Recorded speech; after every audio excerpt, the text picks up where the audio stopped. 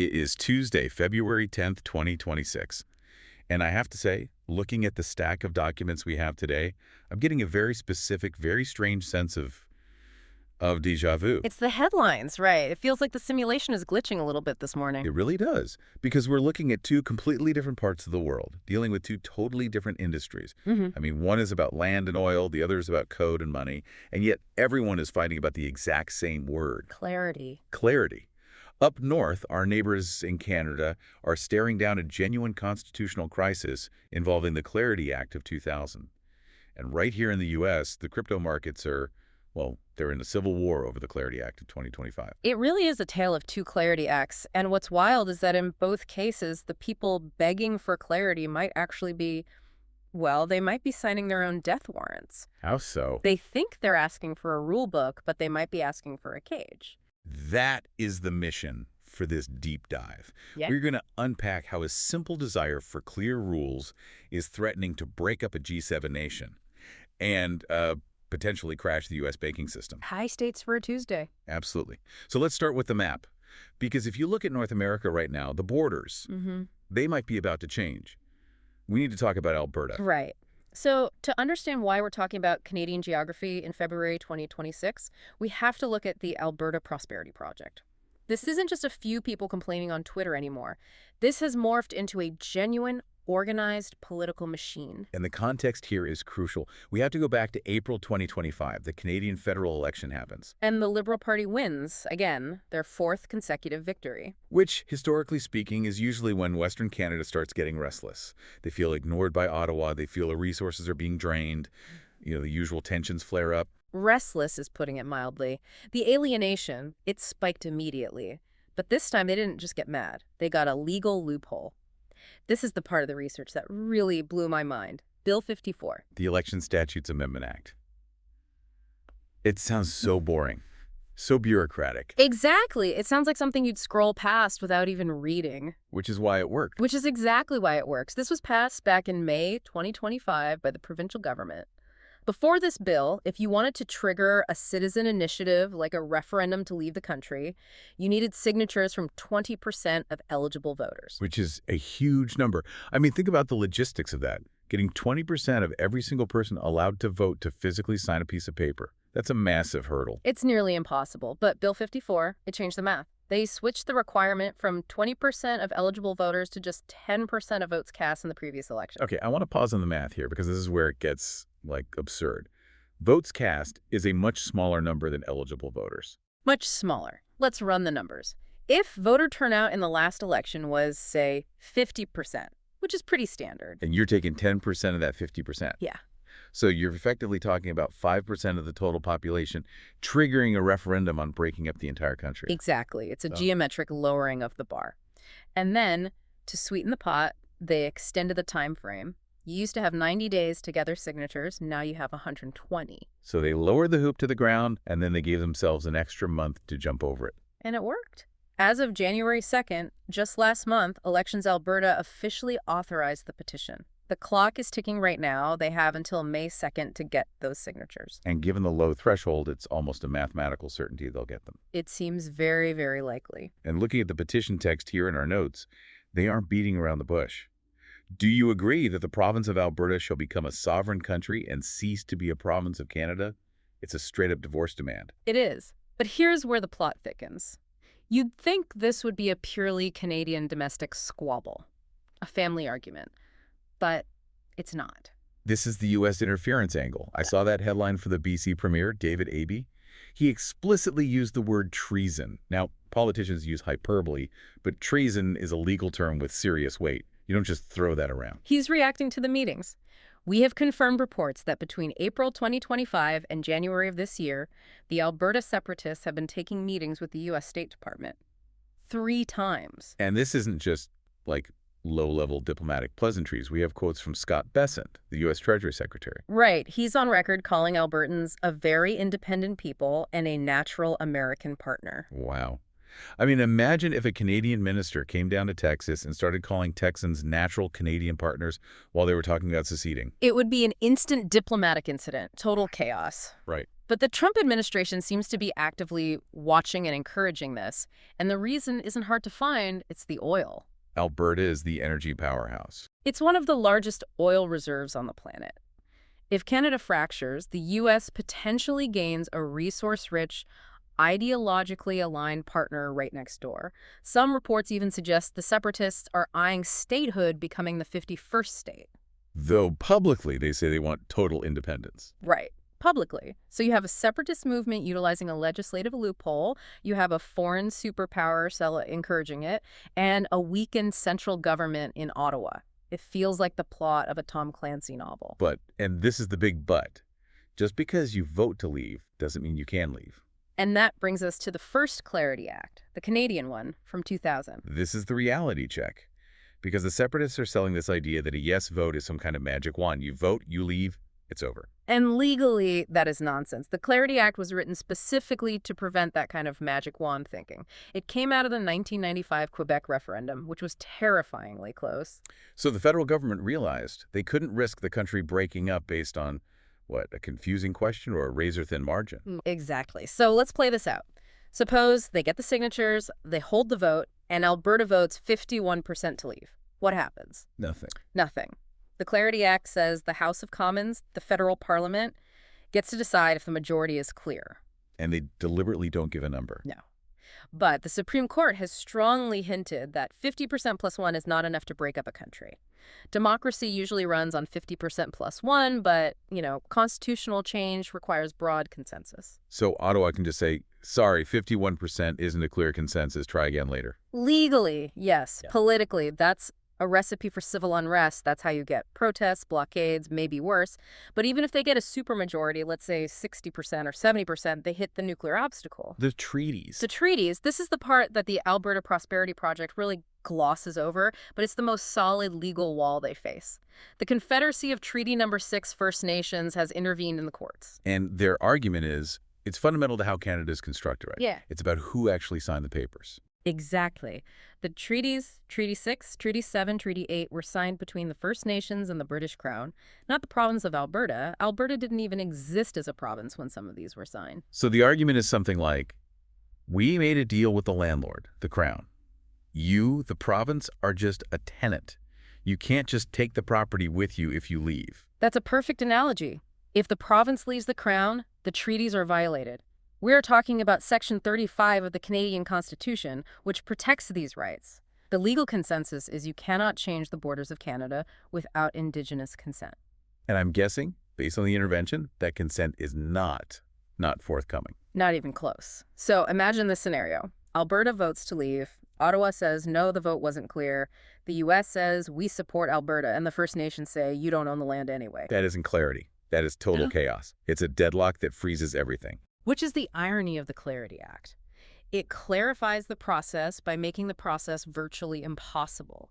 It forces you to realize that leaving isn't just about walking out the door.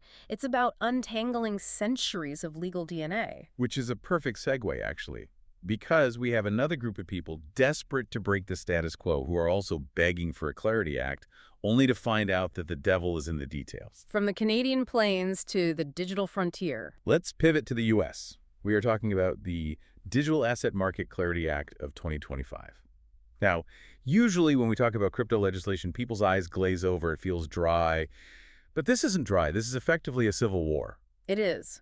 And to understand why, you have to look at what the crypto industry has been going through for the last few years. They call it regulation by enforcement. Which is a polite way of saying getting sued constantly. Pretty much. You have the SEC, the Securities and Exchange Commission, arguing that almost every crypto token is a security.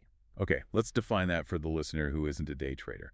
What's the difference between a security and a commodity in this context? The simplest way to think about it is the difference between buying a share of Apple stock and buying a literal apple. Okay, I like that. Go on. If you buy a share of Apple stock, you are betting on the management team, the company's performance, their future profits. That's a security. It requires strict regulation to make sure the company isn't lying to you. Yeah, makes sense. If you buy a literal apple, you just own the apple. It's a commodity. The farmer doesn't owe you a quarterly report. The market price fluctuates based on supply and demand, not the management decisions of the orchard. And the crypto industry argues that Bitcoin and these other tokens are the literal apples, they're commodities. Right, which would put them under the CFTC, the Commodity Futures Trading Commission. And generally speaking, the CFTC is seen as a much lighter, friendlier regulator than the SEC. So the industry has been screaming for a referee to come in and say, you go in the apple bucket, you go in the stock bucket, and that's what this 2025 Act tries to do. It creates 3 buckets. Bucket 1, digital commodities. Bitcoin fits here, CFTC rules. Bucket 2, investment contract assets. These are the ICOs, the fundraising tokens where you really are betting on a team. Those stay with the SEC. That makes sense. If you're raising money like a company, you get treated like a company. And bucket 3 is stablecoins, which go to the banks. But the real magic trick in this bill, the thing that has everyone fighting, is the secondary market fix. This is the shape-shifting part. I read this 3 times to make sure I understood it. It's unique. The bill proposes that an asset can start its life as a security. So when a startup launches a new token, the SEC watches it. It's like a stock. But if the network becomes mature and decentralized... Meaning no single person controls it. Exactly. Then it transforms. It sheds its security skin and becomes a commodity. So it starts as Apple stock, but once the company dissolves and the orchard runs itself, it becomes just an apple. Precisely. And once it transforms, the SEC loses jurisdiction over the trading. That's the holy grail for companies like Coinbase. It means they can list these tokens for trading without the SEC suing them every 6 months. So, on paper, this sounds great. It's the rule book everyone wanted, but it's stuck in the Senate. And it's not just Democrats versus Republicans. The crypto industry itself is tearing itself apart over this. It's the food fight. You have the idealists versus the pragmatists. Let's talk about the idealists first. Team Chaos. This is Charles Hoskinson, the founder of Cardano. Hoskinson represents the cypherpunk soul of crypto. His argument is visceral. He looks at this bill, specifically the parts about DeFi, decentralized finance, and he sees a trap. He had that quote comparing it to Judas trading Jesus for silver. That is biblical. It's intense. But his point is that if you accept this bill, you are agreeing to a world where everything is surveilled. Yeah. To get that commodity label, you have to hand over the keys to the kingdom to the regulators. He thinks it favors the big banks and kills the actual revolution. He's saying, we built this to escape the banking system, not to get a license to join it. That's the core of it. And then on the other side, you have Team Clarity. Brad Garlinghouse from Ripple, Brian Armstrong from Coinbase. The guys running the multi-billion-dollar companies. Exactly. And their view is, we are bleeding out. Ripple spent hundreds of millions of dollars fighting the SEC in court. You can't build a global financial system if you don't know if your product is legal tomorrow. Garlinghouse keeps saying, clarity beats chaos. And for them, a flawed rule book is better than new rule book. They have shareholders, they want to go public, they need to integrate with Wall Street. If the price of that is playing nice with the CFTC and SEC, they'll pay it. But there is a hidden sticking point in this bill that I think is the most fascinating part. Yeah. It's not about philosophy or surveillance or whether you're a punk rocker or a CEO. It's about cold, hard cash. The stablecoin yield issue. Ah, yes. This is the ticking time bomb. This is the detail that explains the lobbying frenzy more than anything else. I was looking at the numbers in the Treasury report. They are absolutely terrifying for the banking sector. They are. So let's look at the spread. Right now, if you hold a stablecoin like USDC on an exchange, you might get, 3.5% rewards? Roughly, yeah. Maybe even 4%. Now look at your Wells Fargo or Chase savings account. What are you getting? 0.1%. Maybe 0.2% on a good day. It's basically zero. So crypto is offering literally 35 times the interest rate of a bank. Now, imagine if this Clarity Act passes and makes stablecoins completely safe, legal, and federally recognized. Well, everyone would move their money. Why would I keep my savings in a bank getting 0.1% when I can get 3.5% in a government-approved stablecoin? You wouldn't. And that is the $6.6 trillion problem. $6 trillion. That is the estimate of the potential drawdown in bank deposits. If stablecoins are allowed to offer yield, we are looking at a massive capital flight from traditional banks to digital assets. That's a bank run. That is a bank run on a national scale that would decapitate the banking sector. It would destabilize the entire economy.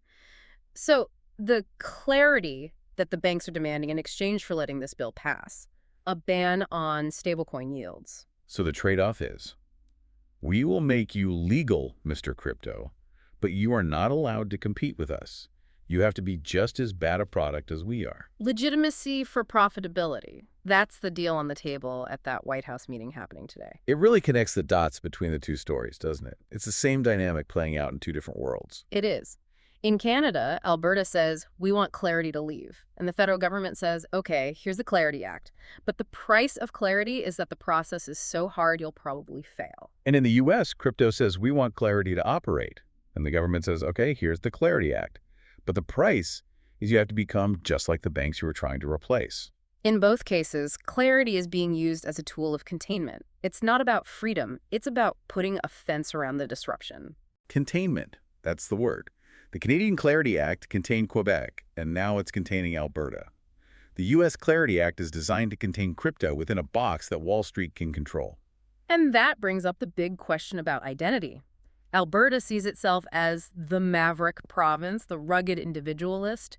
Crypto sees itself as the punk rock of finance. But the moment you ask the teacher for permission, You are engaging with the system you claim to reject. That's the paradox. If Alberta gets its referendum, it has to negotiate treaties, take on debt, hire bureaucrats. It becomes just another state with a tax department. and if crypto gets its law, it has to do KYC, it has to report to the CFTC, it has to cap its yields. The Wimble identity might actually die the moment it gets the official recognition it's fighting for. So maybe Hoskinson is right.